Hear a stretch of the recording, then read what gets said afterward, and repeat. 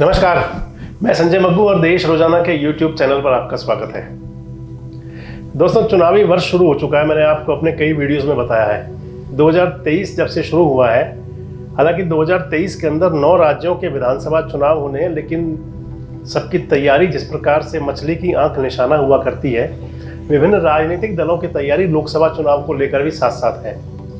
2024 के शुरू में ही लोकसभा चुनाव की रणभेरी बज जाएगी। मान लिया जाए कि फरवरी मार्च के अंदर 2024 में लोकसभा का चुनाव तय है और उसके तुरंत बाद यानी कि जब लोकसभा का चुनाव संपन्न होगा, देश की चुनाव की खुमारी घटेगी, तो हरियाणा प्रदेश की विधानसभा के चुनाव की तैयारी शुरू हो जाएगी। यानी कि जो अगला 1.5 साल है वो चुनावी बाजार में चलने वाला है, चुनावी रंग में रंगने वाला है।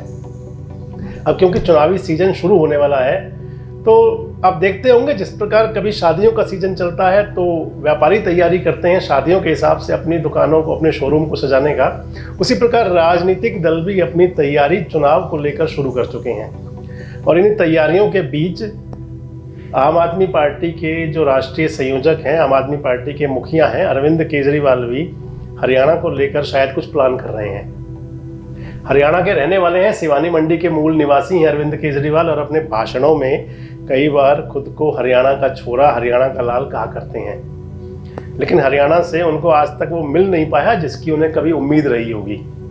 पर क्योंकि अब अगला साल फिर चुनाव का साल है, तो अरविंद केजरीवाल एक नई तैयारी के साथ लगता है कि फिर मैदान में उतरने वाले हैं। और नई तैयारी इसलिए मैं आपसे बार बार इसलिए कह रहा हूँ कि उन्होंने हाल ही में अपनी हरियाणा प्रदेश की सारी इकाई भंग कर दी है। आम आदमी पार्टी के जो प्रवक्ता हैं, उन्होंने एक 2 लाइन का मीडिया संदेश मीडिया के नाम जो भेजा, जिसमें लिखा हुआ था कि आम आदमी पार्टी की हरियाणा प्रदेश की सभी इकाइयां तुरंत प्रभाव से भंग की जाती हैं और संभवतः अप्रैल तक इन सभी कमेटियों को फिर से बनाया जाएगा। उससे पहले भी 29 और 30 तारीख को जनवरी में ही आम आदमी पार्टी रोहतक, हिसार, कुरुक्षेत्र और गुरुग्राम में अपने कार्यकर्ता सम्मेलन करने जा रही है।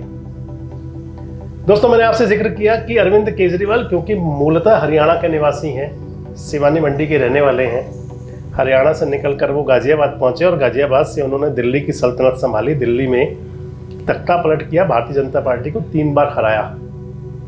लगातार तीसरी बार हैट्रिक दिल्ली में लगाई और तीसरी बार उनकी सरकार है। पंजाब में भी पंजाब की राज सत्ता पर भी आज आम आदमी पार्टी का कब्जा है, भगवंत मान मुख्यमंत्री हैं। लेकिन मैं आपसे जो कह रहा था कि हरियाणा के अंदर जो हरियाणा का लाल, हरियाणा का छोरा कहते हैं खुद को, वो हरियाणा में करिश्मा नहीं कर पाए। अब उसकी शायद वो तैयारी में है। तो आगे बढ़ने से पहले आपको जरूर बताना चाहेंगे कि हरियाणा के अंदर आम आदमी पार्टी की राजनीतिक जो उनकी लगभग 10 साल की जो पार्टी हो चुकी है, उसके अंदर हरियाणा के अंदर कैसा कैसा क्या क्या सब कुछ चला। दोस्तों, 2014 के अंदर दिल्ली में विधानसभा चुनाव हुए थे, तो दिल्ली में आम आदमी पार्टी की सरकार बनी थी। हालांकि विधायक 28 रह गए थे, लेकिन कांग्रेस के समर्थन से आम आदमी पार्टी की सरकार बनी, जो 47 दिन चली और उसके बाद अरविंद केजरीवाल ने रिजाइन दे दिया। 2014 के जो लोकसभा चुनाव हुए, उसमें अरविंद केजरीवाल की आम आदमी पार्टी ने पूरा खम ठोका। हरियाणा की 10 की 10 लोकसभा सीटों पर आम आदमी पार्टी चुनाव लड़ी। उन दिनों में आम आदमी पार्टी के जो प्रदेश के मुखिया हुआ करते थे, प्रदेश के अध्यक्ष थे नवीन जयहिंद, और नवीन जयहिंद चुनाव लड़े थे रोहतक से। उन दिनों आम आदमी पार्टी में योगेंद्र यादव भी थे, जो आजकल राहुल गांधी के साथ कदम ताल कर रहे हैं। गुरुग्राम से चुनाव लड़े योगेंद्र यादव, फरीदाबाद से झाड़ सैंतली के डागर साहब चुनाव लड़े। लेकिन अगर मान लिया जाए कि 2014 का जो लोकसभा चुनाव था, उसमें आम आदमी पार्टी अपना कोई करिश्मा नहीं दिखा पाई। 10 की 10 सीटों पर जमानत जब्त हो गई और कई सीटों पर तो जो वोट मिला था, वो वोट परसेंटेज 1% भी नहीं मिल पाया। 2014 का जब लोकसभा चुनाव संपन्न हुआ, तो अरविंद केजरीवाल जी ने वापस खुद को समेटा और दिल्ली में सीमित किया। दिल्ली के अंदर फिर से विधानसभा चुनाव लड़े, 67 सीटें दिल्ली के अंदर आ गई। लेकिन उससे पहले जब हरियाणा 2014 के विधानसभा चुनाव में आम आदमी पार्टी ने हरियाणा में चुनाव से किनारा किए रखा, और 2014 से लेकर 2019 तक आम आदमी पार्टी के नेता और कार्यकर्ता लगातार अपना संघर्ष करते रहे, अपनी लड़ाई लड़ते रहे। नवीन जयहिंद के नेतृत्व में आम आदमी पार्टी ने अपने साथ में कुछ लोगों को जोड़ा भी सही, अपनी ताकत भी बढ़ाई। लेकिन जब 2019 का लोकसभा का चुनाव आया, लोकसभा के चुनाव में आम आदमी पार्टी ने जननायक जनता पार्टी के साथ गठबंधन किया। जननायक जनता पार्टी और आम आदमी पार्टी दोनों ने मिलकर लोकसभा का चुनाव लड़ा।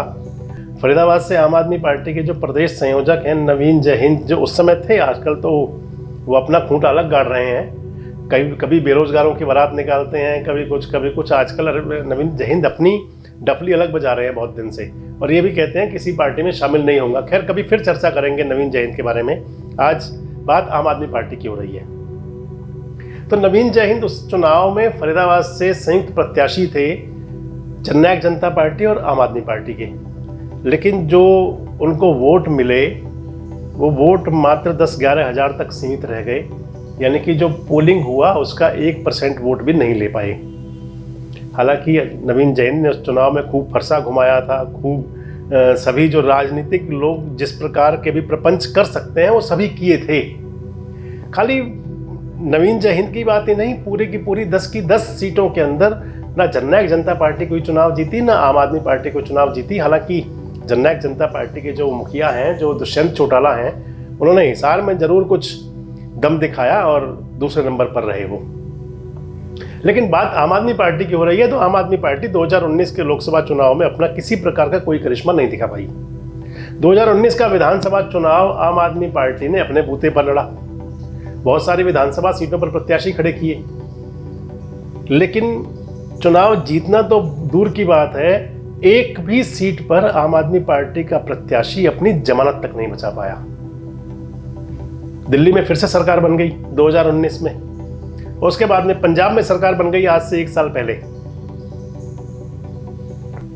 पंजाब में सरकार बनने के बाद ऐसा लगा था कि जैसे हरियाणा के अंदर भी आम आदमी पार्टी के अंदर बहुत उत्थान होगा और आम आदमी पार्टी के अंदर बहुत विस्तार होगा, बहुत लोग शामिल होंगे। हुआ भी सही। अशोक तंवर आम आदमी पार्टी में गए, निर्मल सिंह आम आदमी पार्टी में गए, और कई नेता आम आदमी पार्टी में शामिल हुए। गुरुग्राम के पूर्व विधायक भी आम आदमी पार्टी में गए, जो भाजपा के पूर्व विधायक उमेश अग्रवाल। इसके अलावा और बहुत बड़ी संख्या में कांग्रेस के, बीजेपी के, इनेलो के, आपके, जजपा के कई नेता आम आदमी पार्टी में शामिल हुए। ऐसा लगा कि शायद आम आदमी पार्टी के ग्राफ बढ़ेगा। अरविंद केजरीवाल ने कुरुक्षेत्र में रैली की, जींद में रैली की, हिसार में रैली की। रैलियों में कुछ भीड़ भाड़ तो आई, लेकिन जब आदमपुर के अंदर उपचुनाव हुआ तो अरविंद केजरीवाल के जो प्रत्याशी थे वो औंधे मुंह गिरे, सबसे चौथे स्थान पर रहे, नीचे से फर्स्ट आए। यानी कि कहने की अगर ये कहा जाए कि जो आदमपुर का उपचुनाव था, जब उपचुनाव शुरू हो रहा था, जब प्रत्याशी घोषित किया था, तो अरविंद केजरीवाल ने सभा करके कहा था कि आदमपुर से हरियाणा की सरकार बदलने का, हरियाणा में आम आदमी पार्टी की सरकार बनने का रास्ता खुलेगा। लेकिन आदमपुर की जनता ने तो अरविंद केजरीवाल जी की पार्टी को, आम आदमी पार्टी को जमीन दिखा दी, और मान लें कि सबसे बेकार प्रदर्शन उसे कहा जा सकता है। खैर, अब गुजरात का चुनाव हुआ तो उसके बाद से आम आदमी पार्टी राष्ट्रीय पार्टी बन गई है, फिर से दमादम है। और आम आदमी पार्टी का हालांकि पिछले काफ़ी समय से अगर संगठन के नाम पे कहा जाए तो प्रदेश अध्यक्ष कोई है नहीं। सुशील गुप्ता के जिम्मे पार्टी चल रही थी, अनुराग ढांडा साथ में जुड़े हुए हैं और कई लोग जुड़े हुए हैं, अशोक तंवर भी आजकल घूम रहे हैं। अब अरविंद केजरीवाल अपनी पार्टी के संगठन को कैसे विस्तार देंगे, उसके अंदर किन लोगों को शामिल करेंगे, अब चर्चाएं कई हैं। चर्चाएं ये भी है कि आने वाले दिनों में कुछ और नेता आम आदमी पार्टी में शामिल हो सकते हैं। चर्चा ये है कि फरीदाबाद और गुरुग्राम जिलों के कुछ भाजपा के बड़े चेहरे भी शायद आम आदमी पार्टी में जा सकते हैं। कैसा होगा, किस प्रकार से अरविंद केजरीवाल अपने संगठन को बनाएंगे, हरियाणा की राजनीति कैसी होगी, कौन नेता, कौन राजनेता, किन राजनीतिक दलों के जनप्रतिनिधि कहां से कहां जाएंगे, कहां से कहां आएंगे, इन सब पर हमारी नज़र रहेगी। और आपकी जो जिज्ञासा होती है राजनीति की घटनाक्रम के बारे में जानने की, उसको कहीं ना कहीं शांत करने की, उसके बारे में कहीं ना कहीं आपको बताने का हमारा पूरा प्रयास रहेगा।